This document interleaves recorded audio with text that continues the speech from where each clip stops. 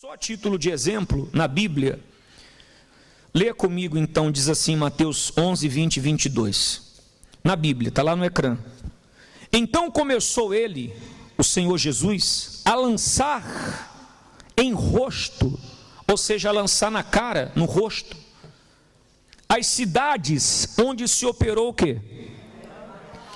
A maior parte dos seus, ou seja, dos seus milagres, onde Jesus fez muitos milagres, o não se haverem arrependido, dizendo, disse o Senhor: ai de ti, Corazim, ai de ti, Betsaida, porque se em Tiro e em Sidom fossem feitos os mesmos os prodígios, os milagres que em vós se fizeram, há muito, o quê? Em saco e com cinza. Quer dizer, aquelas cidades, Betsaida, Corazim, onde Jesus fez muitos milagres, ele fez muitos milagres, e aí você entende que para o milagre acontecer não precisa de arrependimento, mas eles não se arrependeram. Foram muitos milagres, mas eles não se arrependeram. Lembra de Sodoma e Gomorra? Deus mandou o quê? Fogo e quê? Enxofre. Quem lembra disso? Vocês já viram na Bíblia? Por que Deus mandou fogo e enxofre em Sodoma e Gomorra? Porque o pecado da iniquidade transbordou, o cálice do pecado transbordou. Sodoma e Gomorra viviam no pecado, e então por causa do pecado deles veio o juízo de Deus, que foi o fogo e o enxofre. Jesus, ele disse o seguinte: se lá em Sodoma e Gomorra, aonde houve a condenação, se eles tivessem visto os milagres que eu fiz aqui em vocês, se eles tivessem visto os prodígios que eu fiz aqui com vocês, eles teriam há muito se arrependido com panos e com cinzas, com pano de saco, teriam se humilhado. Vocês lembram quando Deus mandou Jonas falar com uma cidade chamada Nínive? Deus mandou Jonas lá em Nínive para anunciar o que para Nínive? Para o povo de Nínive? A destruição. Porque Nínive também era uma cidade onde o pecado imperava. Jonas inclusive não quis ir. Vocês conhecem a história? Sim ou não? E foi parar na boca de quem? No ventre do peixe. Resumindo, quando Jonas chegou lá para anunciar o rei de Nínive, daquele povo, daquela cidade: olha, Deus mandou dizer para vocês que vocês ele vai destruir essa cidade por causa do pecado. O que o povo de Nínive fez? O que o rei fez? Proclamou um jejum, até os animais fizeram jejum, se vestiram de panos de quê? De saco, se humilharam e se arrependeram dos seus. E Deus falou para Jonas: Jonas, eu não vou mais destruir a cidade de Nínive, eu não vou mais fazer isso, porque houve o arrependimento. Quem entendeu? Deu para entender, sim ou não?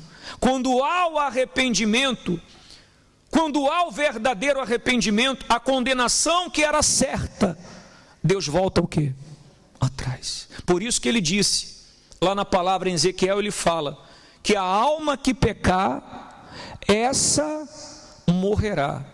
O que é a alma morrer? A alma morrer é a alma ficar longe de Deus toda a eternidade.